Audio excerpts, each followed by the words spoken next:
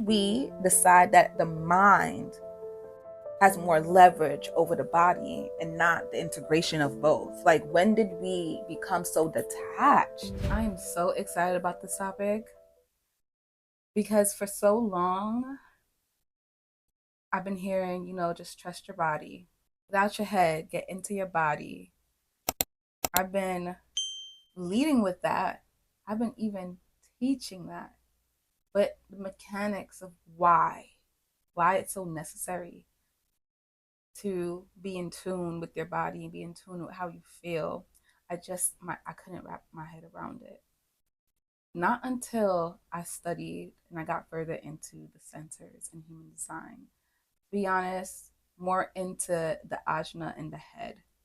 And that is what we're going to cover today. I'm going to go into all the centers, but we're going to combine the ajna and the head because together it makes the mind. When it comes to talking about the mind, I get so fascinated because it's such an intriguing concept, you know.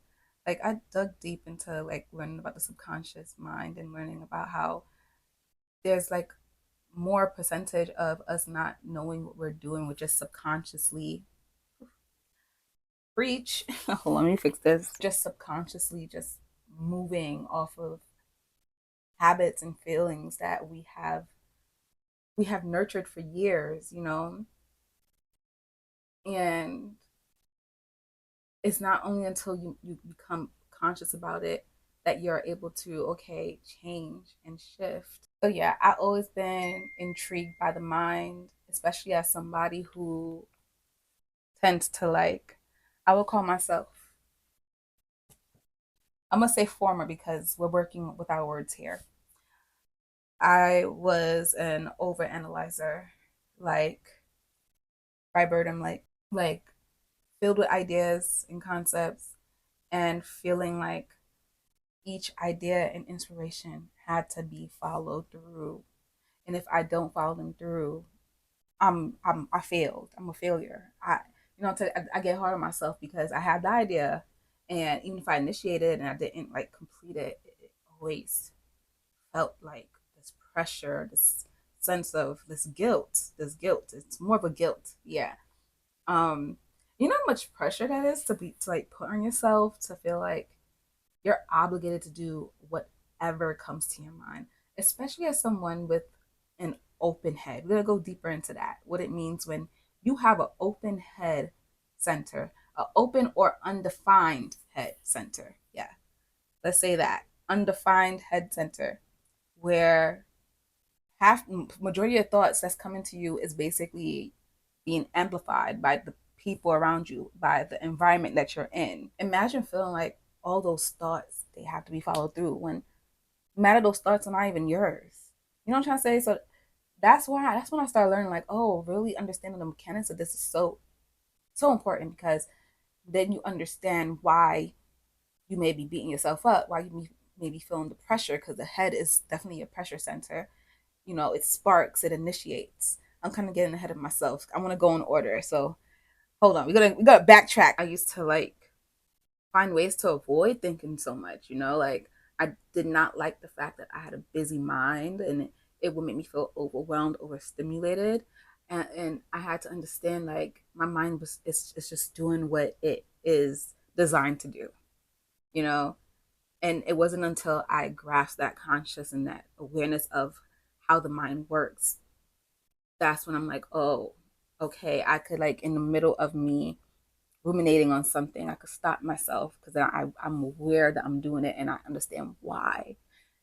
Get my get my drift. So let's go further into human design. Before we go further into the ajna and the head, we're gonna look at what the centers, what are centers in human design. Think of it as 9 different hubs of awareness. And these hubs are constantly receiving, expressing, and they're transmitting different aspects of your human experience. Each center governs a different part of life, a different function of life. You have a center that's responsible for your emotions, your identity, communication, your mental awareness, willpower, and even like your will to survive. And together as a whole, it makes up the mechanics of how we operate in the world. Then you have certain people that have defined centers, and some people have more open centers. Defined centers, that means that the energy that in that particular center is consistent, it's reliable, and something that you're consistently aware of. Now, people with more undefined centers, they're more open to receive and be influenced by the energy around them, by the environments that they are in. Neither is right or wrong or better than the other. It's just is. This is just different ways of experiencing and functioning in the world. So back to Ajna and the head. The head's role, basically a pressure point. I would think of it as the spark, the ignition. This is where you sit down out of nowhere, you just get this random spark of idea or inspiration. That is the head, right?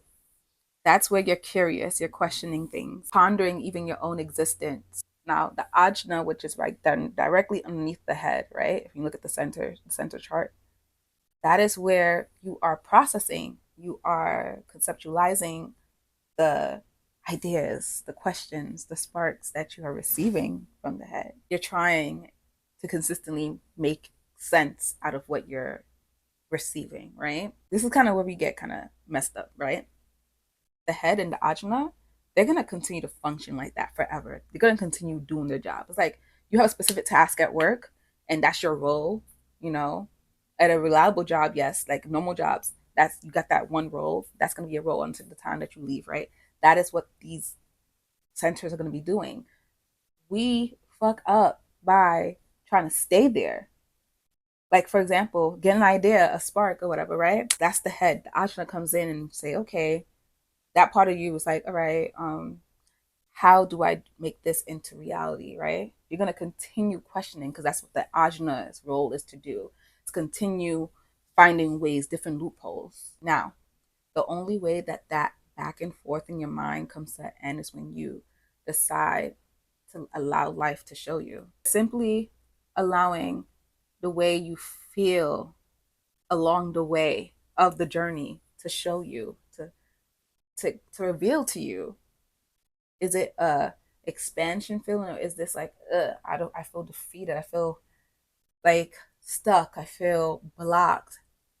Those are signals. They are both important signals. And I feel like we get kind of stuck when we think that we're only going to find the answers in our head just because we got the question from our mind or we got the idea from our mind. We forget to include life. We forget to include the body. Yeah. Let me break it down some more. Let me know, like, put a comment in the chat or something if you understand, if you get my drift, if I'm moving too ahead, because I tend to do that. And I try so much to like break it down, but there's so much breaking down I can do. let me drink my coconut water. Let's look at real life examples of the head in play. Like, imagine you're just scrolling, you're doom scrolling, and you're getting all these different kind of concepts and ideas from people that's posting. Now all of a sudden you're in research mode because you done stumble across somebody's post, or you done find a business idea because somebody posted something that gave you a spark. That is that the head doing its job. Ajna, real life examples, is forming opinions about something, breaking down different frameworks about something, organizing it in your mind, pattern recognition. For me, I have an open head. So yes, I am highly impacted by the thoughts and ideas of others. That's why sometimes I be like, I get the fuck. I cut. I get out. Okay. I tend to like, I could have 100 of ideas in my head. And remember what I said earlier, feeling like I need to tackle each and every one of them. I would often leave myself feeling depleted because of that. So yeah, it's very important for people with open head centers, undefined head centers, to be mindful of where you're putting your thought, like where you're putting your attention. Like that, you hear it often. Oh, be mindful of your energy and your focus, because your focus is attention is currency. This is the mechanics of why, especially if you have an undefined head. I feel like people with defined heads, they're more so inspired by thoughts within.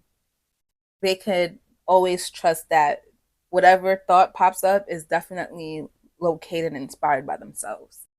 And that's why they tend to be very inspiring, because half the stuff that they bring up, like, people can't really wrap their mind around it, but it's so like, wow, how did you come up with that? You have their shadow sides, you have the undefined head that is like, you have to be mindful of over analyzing and overthinking.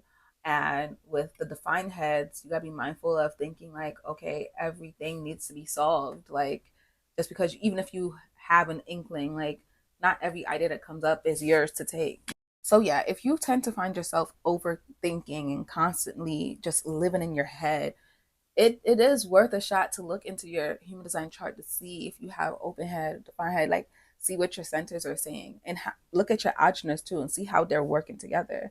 Because I could give you an example for me, right? My undefined head, I'm gonna constantly be receiving inspiration from the external world, right?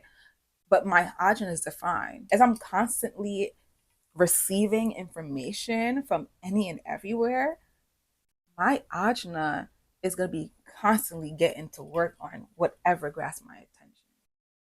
You know, so it is good to look at how both systems that make up the mind, how they work.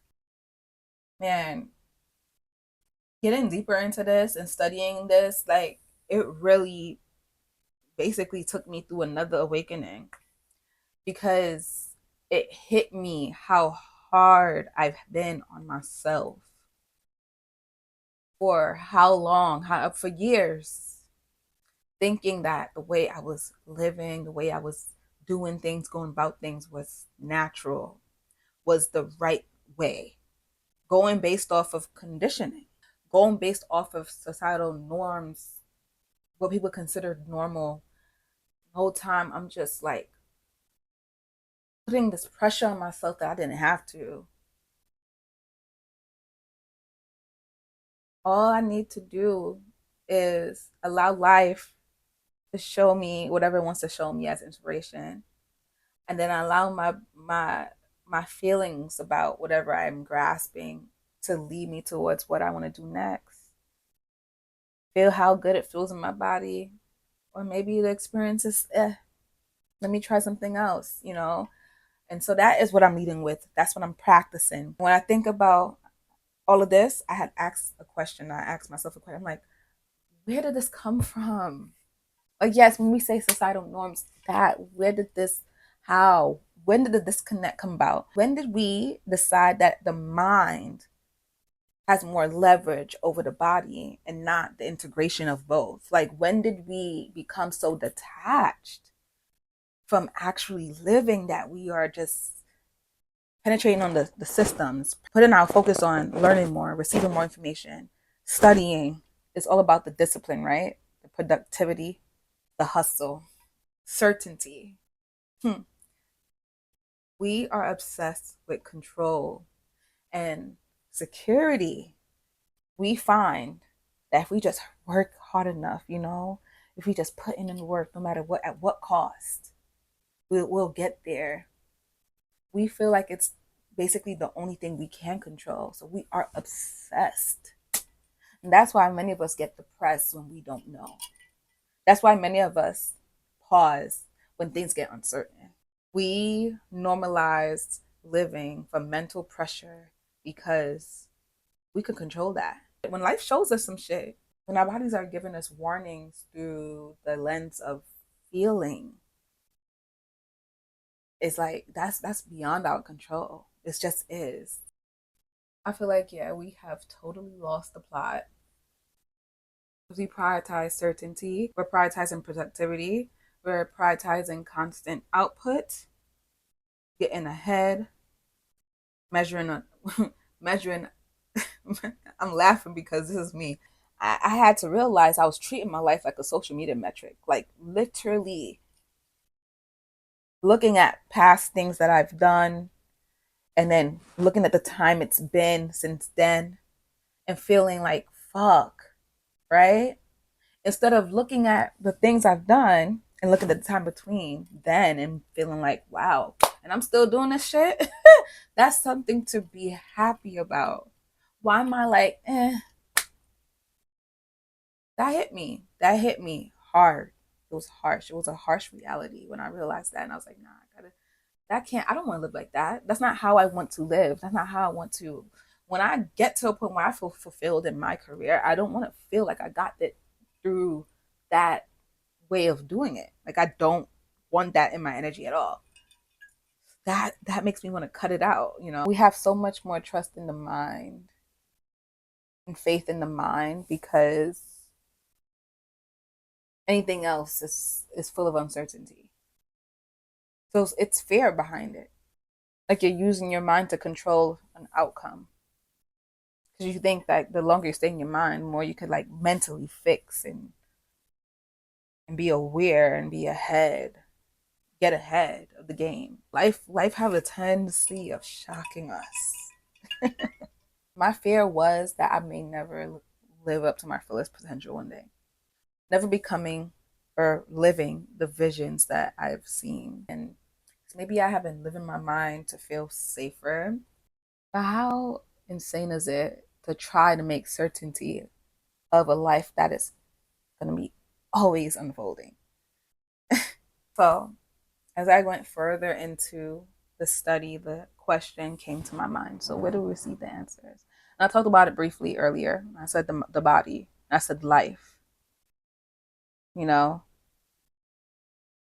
having an ability to surrender and let go and just allowing life to unfold and seeing how you feel about it along the way. I feel like that is literally that's gonna be my way. Honestly, you take it if you want, because the head is inspiring and bringing the questions and the sparks. The ajna is taking that and analyzing and seeing if it's even worthy enough to follow through on. What is the next step? Is it not to follow through and see the outcome? And here's a good reason why living in your mind could set you back. Because while you're living in your head and like literally experiencing life through just the head, immediately you're shutting off the experience from the body, right? Hence, the experience that life is showing you for the answers that you are seeking in your mind. Like, life is still happening, right? But you're constantly seeking, paralyzed by the decision and what they call it, analysis paralysis, like just stuck, right? While life is still happening. Money still needs to be made. Decisions need to be made. And there's power in choosing. We can make a whole video about that, but there's power in just choosing and going about your business. The ajna will come up with a million answers, a million different ways, pathways for you to do the thing. And it's gonna try to make sense to what's going on, and half the time it's gonna make sense, right? But life itself, life is going to reveal the answers that you seek. And I feel like all it just takes is trust. Trust and patience. The ability to be grounded as you follow that path, as the certainty becomes certainty. So yeah, if anyone was to come to me and tell me that they're stuck in their head and they can't really get out of it, they feel stuck in life in general, I will tell them to go participate in life in whatever form that looks like to you. Be a participant in life. Go out there and explore. Meet different people. Go to different environments. Go to the gym. Find you an extra activity that you like, something fun. Look at your relationships. What are you learning from them? You will find answers through experimenting and participating with life. And honestly, this whole study, it made me want to make sure my mind and body is more integrated than ever. Like, never leave one out. Like, so if you're watching this and I sparked anything in you in any kind of way, I just want you to trust that your body and your mind will stay in sync so that it could protect you and lead you exactly where you're meant to go. Thank you guys for watching. Feel free to give this video a thumbs up if you enjoyed. Feel free to leave me a comment. I would love to hear your thoughts. Subscribe if you haven't already, and I will see you in the next video. Have a good one.